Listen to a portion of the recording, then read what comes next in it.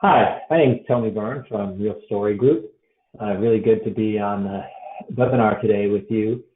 Talking about I'm here with my colleague Jared Zingris, and we're talking about today one of our favorite topics, which is selecting technology. But really kind of contextualizing this is how do you do it under fairly difficult circumstances. In this case, what are the best practices for selecting technology remotely when you can't gather together and you can't be in person with the vendor?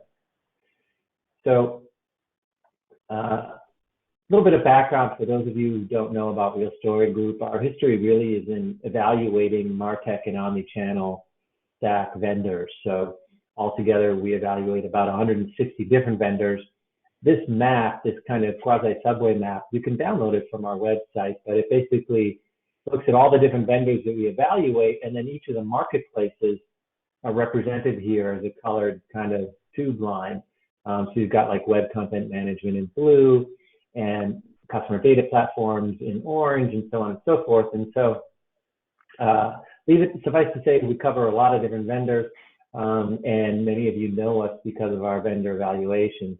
There's a couple things though that are really a little bit different about us. And the first one is, we are really, as near as I can tell, the only truly independent analyst firm in the world, which means we only sit on your side of the table. We work exclusively with buyers of technologies, and we never advise sellers of technology or vendors. We don't consult with them. We don't speak at their events. We don't get paid off to do nice reviews of them.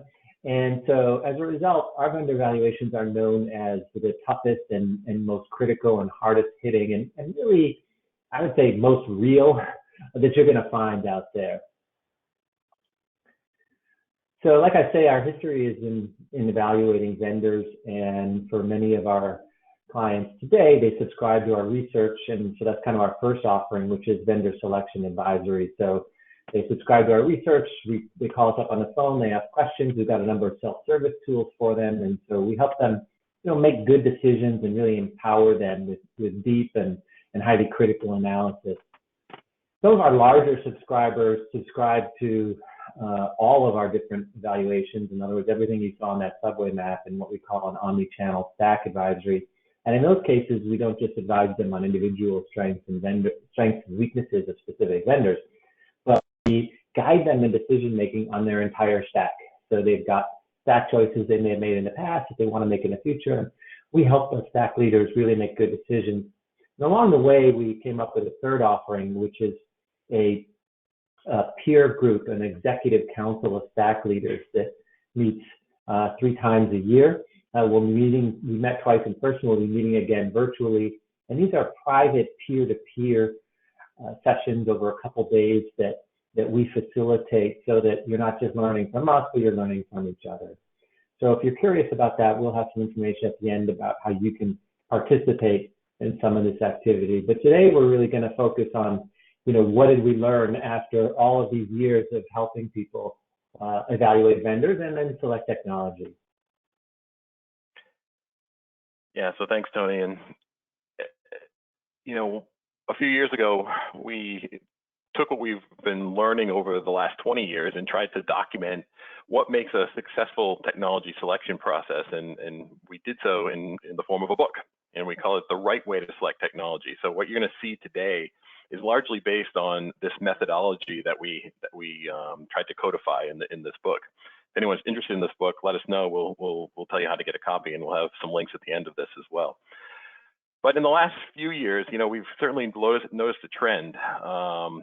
There's been a movement to do more of these technology selections from a distance, remotely, and that's for really a couple of reasons. Workers have becoming more distance in general. Companies are global. They're in different locations. People are working over web conference, and a lot of companies, when posed with the idea of getting a bunch of people together to select technology, they don't want to foot the bill for travel from all over the world to get the stakeholders in the room at the same time. Likewise, software vendors don't want to necessarily foot the bill to fly their teams out to their potential clients if they don't know if they're going to win the project. So that's been happening. We've been monitoring this trend, and we've worked with a number of our clients on a remote basis. Obviously, the current environment has sped this up quite a bit, but it's also started another little trend that we've been noticing here, and maybe it's not so little, and that's different companies are rethinking their technology. They're saying, you know, those decisions that we were going to make 2 to 3 years down the road, we need to make them now because the world is different. And so some new technology selection projects are certainly rising to the fore. That said, you know, I still think it's better to do certain parts of the selection in person. You know, particularly the demo weeks and the proofs of concepts. We think that they just become so much more richer experiences and much more lessons are learned about what it's like to work with the people as well as the technology when you do it in person, but it can be done remotely. And so what we're going to do today is give you some best practices to follow and some pitfalls to avoid if you do have to do a selection from a distance. So here's the methodology that we tried to describe in the book that I just mentioned. This is, again, based on lessons that we've learned working with clients, helping dozens of companies over the years select technology. We call this methodology the Real Story Vendor Procurement, or RSVP. What it is really is 6 phases: needs analysis, scenario development, market analysis, RFP tender, demos and POC, and then selection and launch. And then if you break that down, it's really 20 different steps. Tony, you want to elaborate on the different steps? Yeah.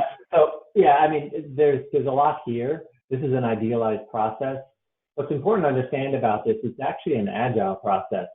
It's very iterative and adaptive. So the goal here was, yeah, to provide structure, but in many cases, overly structuring things can kind of slow you down, particularly if you're used to really traditional kind of waterfall approaches where you spend a lot of time in analysis and analysis paralysis and not enough time hands-on with the tool. So the goal here was, yeah, to be structured and methodical about it, but also to be agile and adaptive so that you can move through these steps fairly quickly. So like I said, there's 20 steps here. We're not going to go through all 20 today.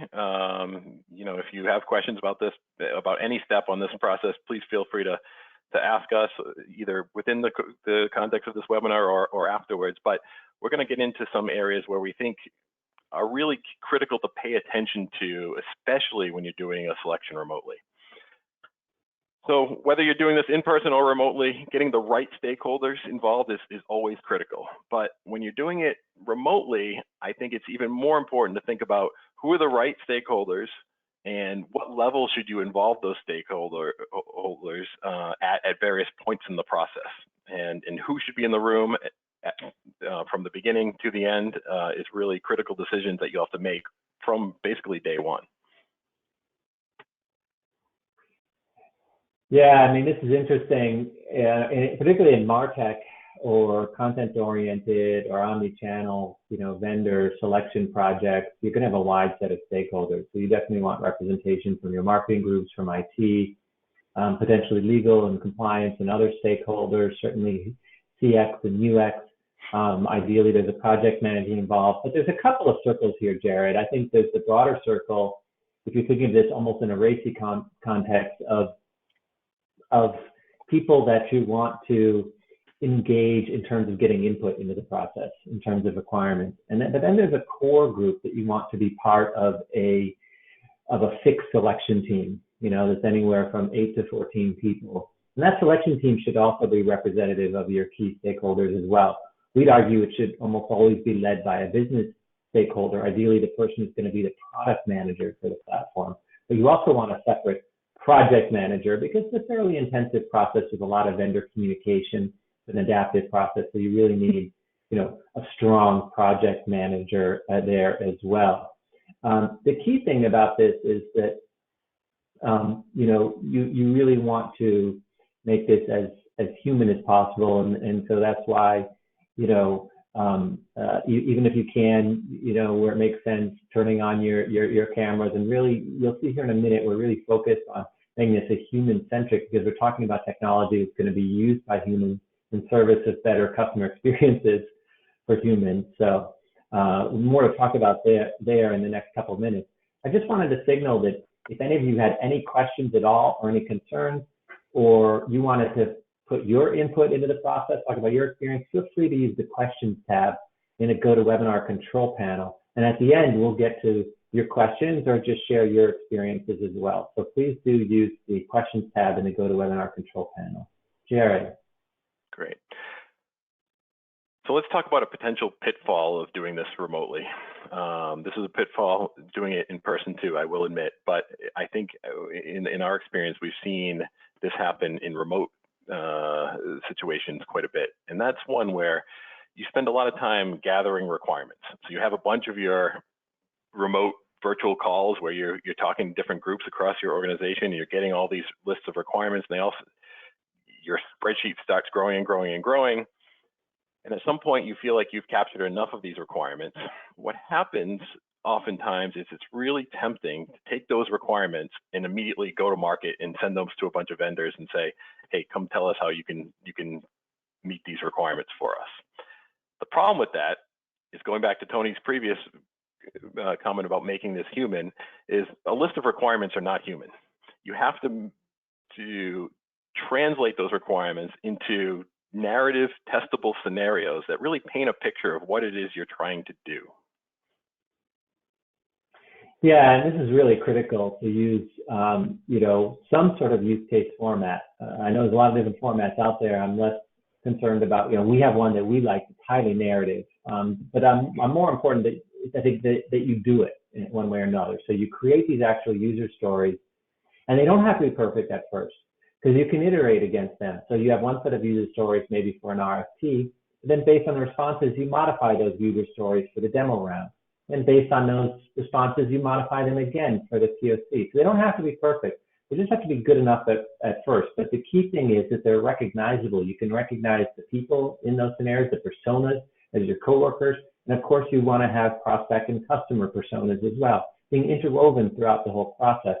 And I think now, more than ever, in the middle of this pandemic where we're all kind of isolated and there's a kind of an atomic quality to our work, having these integrated narratives, we call them journeys, as the basis of your solicitation really makes this a much more human, and I would argue humane process, but also a much more realistic process and a much better test bed for you to truly differentiate it against vendors, particularly on some of the more intangible things like usability and ease of use and that sort of thing that can really make or break a technology decision.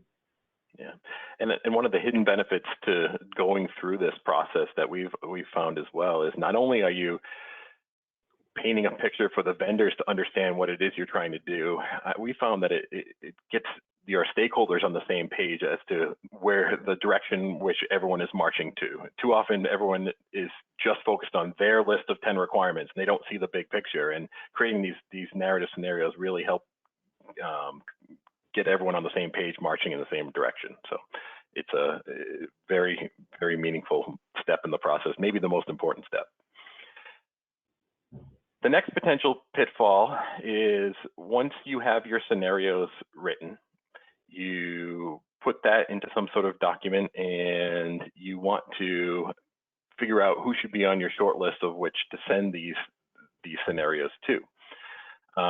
What happens in a remote selection is there's a real temptation to want to get that out the door, so you keep this process moving so you can get on the next conference call and tell your team that you're making progress.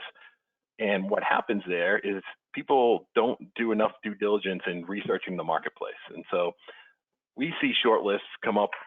People have us validate their shortlists or get on the phone with us once they've gone further down this process, and we ask them about how they come up with their shortlist.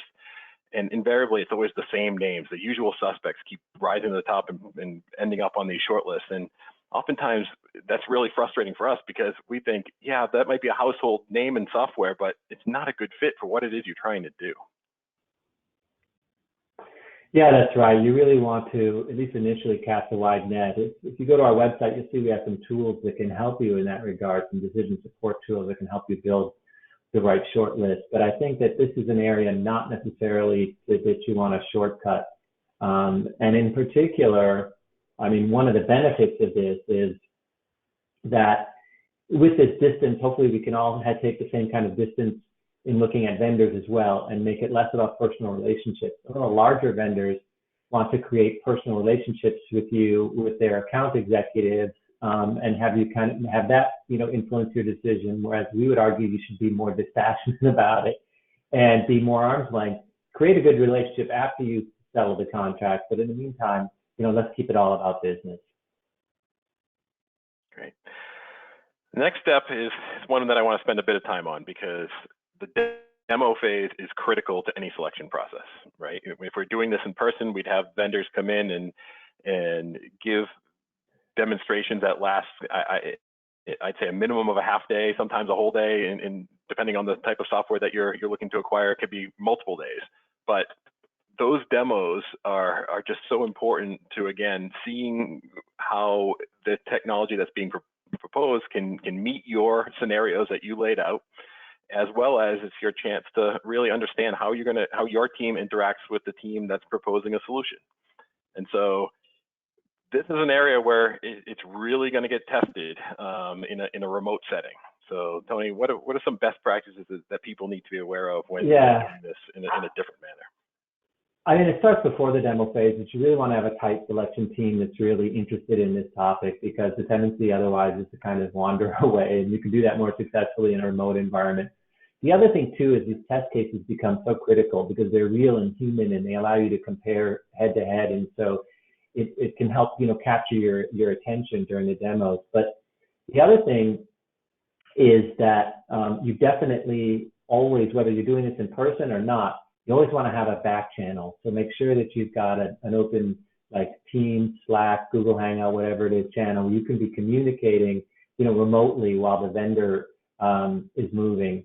But the other thing too is that this is where a really strong project manager or facilitator comes in. We often do this a lot when we're participating on your behalf in a demo. Is to like, okay, when you're doing this in person and the sales engineer is blabbing on about something, that's not particularly suitable, you can often use body language or take a deep breath in or something to signal that person, okay, we're ready to move on. There's times when maybe in a remote setting, you've got to be a little bit more assertive and say, hey, look, that's an interesting conversation, but we're going to keep this thing on track based on, we have a specific set of use cases here that we want to execute. And so I think just having this structure, there's a tendency in unstructured demos for, people to almost kind of, go to sleep. They get boring and not relevant, but having this kind of structure that this process provides, particularly structured demo day, particularly centered on these highly relevant use cases, I think hopefully keeps everybody alert and on the ball. Great. And then the last one that I want to really spend some time on is always the most controversial step in the process, whether it's remote or in person, and that's our recommendation to run competitive proofs of concepts, or sometimes called a true bake-off, where you really try to mimic a real implementation project as much as you can with your two finalists, right? You actually put some parameters in place and actually have them guide you through what it's going to be like to onboard the software to, hopefully as much as you can, your specifications, with your scenarios in mind, your environments in mind, your peoples in mind. And that's challenging to do remotely, but not impossible. No, it's not impossible at all. And in fact, the key thing, of course, that Jared mentioned is hands-on. So it requires a lot of interaction with the vendor. Ideally, the first day or two are really all about education and training on the platform, so you can run with the scenarios yourself in a hands-on sort of way. But this is also, remember, what we're describing here across these multiple steps is that this is a test-based process, right? Anything that purports to be agile design thinking is a test-based process.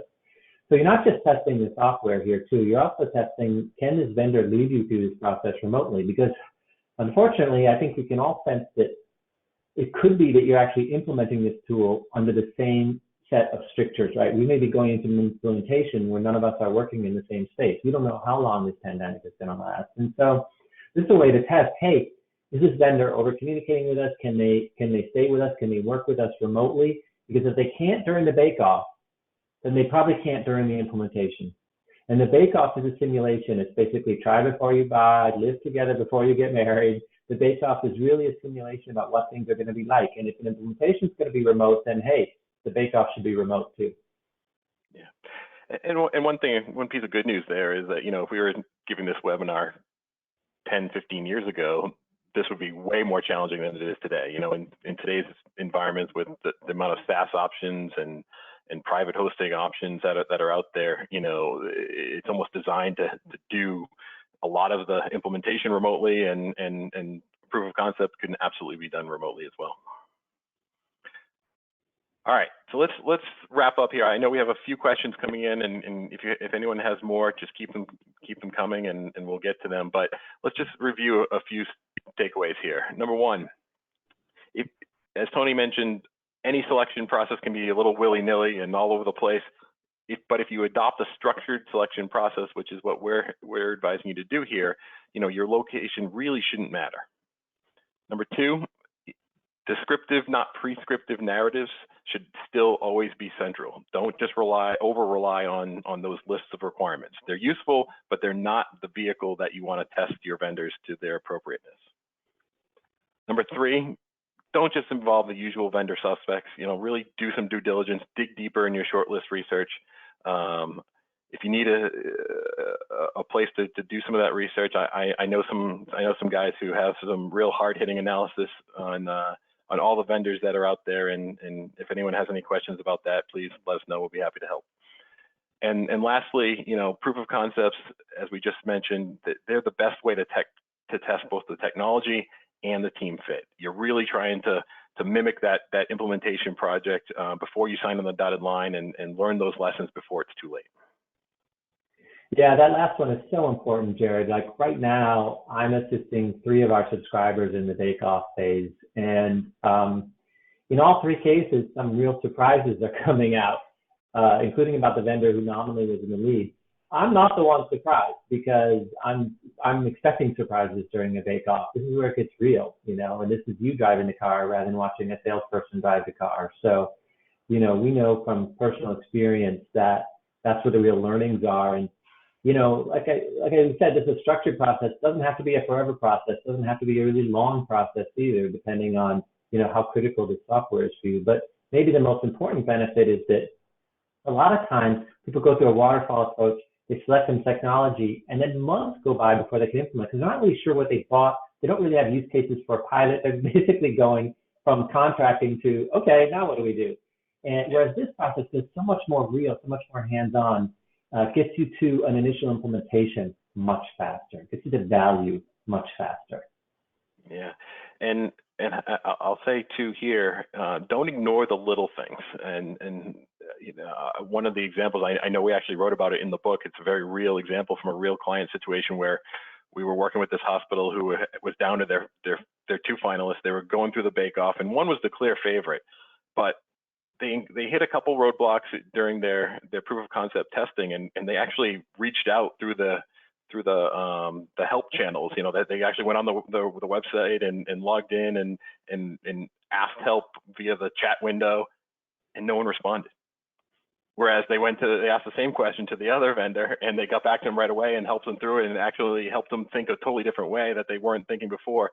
And you know, I remember our client asked us, said, you know, how much validity should we put in that? You know, how important is that to this process? And I was like, this is huge, right? Because these behaviors that are coming out in a proof of concept will invariably come out in the real world. So don't ignore those types of things as well. All right, so we do have a question here, and it's a question about the RSVP process. And the question is, are these steps meant to happen sequentially or in parallel? Yeah, it's a great question. There's some things you can do in parallel. I would say the 6 broad phases that we have are for sure sequential, that you want to do needs analysis, which should lead into scenario development, then market, then RFP, RFD, then demos, and then, you know, section launch. So there's certain, you know, there's some laws of gravity, of physics involved there. Within it, there's often a lot of things that you can do in parallel, and there's some things that you can compress or maybe even skip over if you're willing to accept a certain degree of risk. So this is an adaptive process where, you know, what you learn should teach you about what to do. Sometimes people will finish a bake-off and they're just not 100% about something important. So they want to go test some security or performance or something else. So they add an extra 5th step in that demos and POC process. Hey, you should, if that's what you need to get where you need to go. Great. All right. So, we just got a last minute question here. And that question is, do you see a huge difference on competitive proofs of concepts, especially if you compare commercial vendors with open source vendors? Yeah, that's a good one. A lot of it depends on the open source model. So we see a predominance of so-called commercial open source, where often there's a single vendor or at least one of several very large vendors behind it that you can go to. It will have salespeople, pre-sales people, professional services, all the people that you would need to participate in the bake-off. Now, sometimes we run into a more community-oriented or community-based open source platform, and there's no reason not to consider those if they should fall on your shortlist. What you do then is you go out and find a highly capable systems integrator who's very adept and skilled in that platform. Maybe it's the only thing they do, and bring them in as well. It's can be a little bit apples and oranges because you've got a systems integrator maybe against a vendor, but there's no need to discount open source at all, and you should be able to, I would say, don't treat it any differently. Use the same scenarios, ask the same questions. Yeah, I was just going to say the same thing, Tony, about not treating it differently. You know, with this process, it's meant to be highly competitive but fair across the board. You're giving all the vendors the same information, and they're competing for your business, and you're creating a level playing field as much as you possibly can. Sometimes I see clients try to give open source leeway that they might not give a commercial, and vice versa, and that's not what you want to do. You want to keep it as fair as possible, because you're going to have to live with one of these solutions, and you want to make sure that you're making a decision in as fair and reasonable as a manner as possible. So, all right, I think we're just about out of time for today. Thank you so much to everyone who joined us. I know we seemingly have more hours in our day than ever, but yet we're busier than ever. So we appreciate any time that you all choose to spend with us. If anyone's interested in learning more about the research we talked about, feel free to download a sample on the website. You can try out some of the tools that we have on there to help you get to the right shortlist and compare different vendors. And you can always just contact Tony and I directly if you have any questions, of course. And if anyone's interested in the book, you can go to Rosenfeld Media or Amazon, or contact us as well. We'll tell you how to get one. Thank you all. Have a great rest of your day. Thanks. Bye now.